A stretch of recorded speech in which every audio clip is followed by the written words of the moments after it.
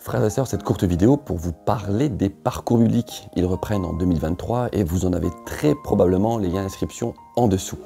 Les parcours, parce qu'il y en a plusieurs, parcours bibliques sont composés du parcours découverte et des parcours bibliques croissance 1 et croissance 2. Le parcours découverte s'adresse à toutes les personnes qui désirent en savoir plus sur la vie chrétienne, qui se posent des questions sur l'engagement avec Christ.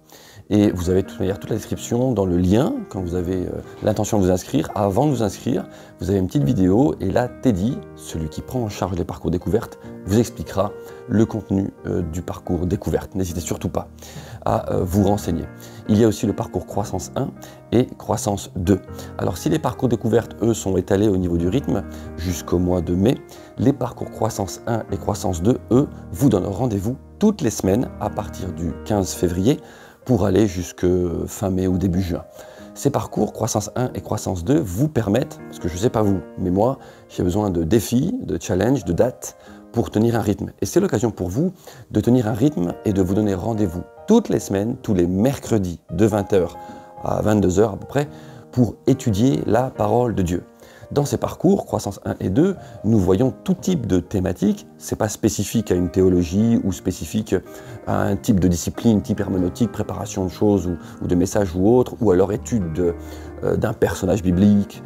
Non, nous, justement, c'est le nom, nous faisons un parcours de la parole de Dieu pour revoir des axes qui nous permettent de revoir par exemple les 3 dimensions de l'homme, l'esprit, l'âme et le corps, de parler de l'Église, de la vie de l'Église, des ministères, des dons spirituels, de l'impact de nos pensées, de l'impact de nos paroles, de savoir aussi quelle était la structure du temple de l'Ancienne Alliance et reprendre aussi celle de la Nouvelle Alliance, quel est le lien à faire, de savoir qu'est-ce que la prière, comment prier, d'avoir aussi un regard peut-être différent sur la prière du Notre Père, de savoir que vous êtes, que je suis un être avant tout spirituel, de faire la différence entre le disciple et l'enfant de Dieu, qui sont intimement liés mais qui nous permettent d'avoir une vue plus large et de nous rendre compte de quel est notre héritage déjà ici-bas sur Terre. Toutes ces questions sont évoquées dans les parcours croissance 1 et 2.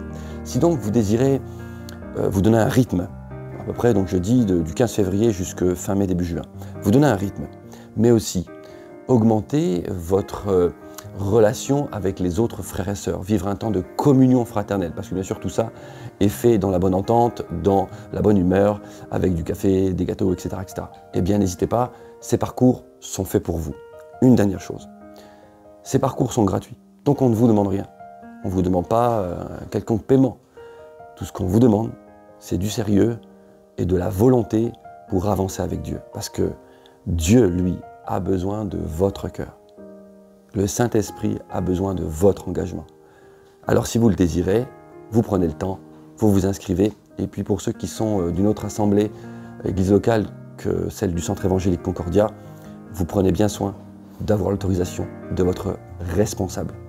Que Dieu vous bénisse.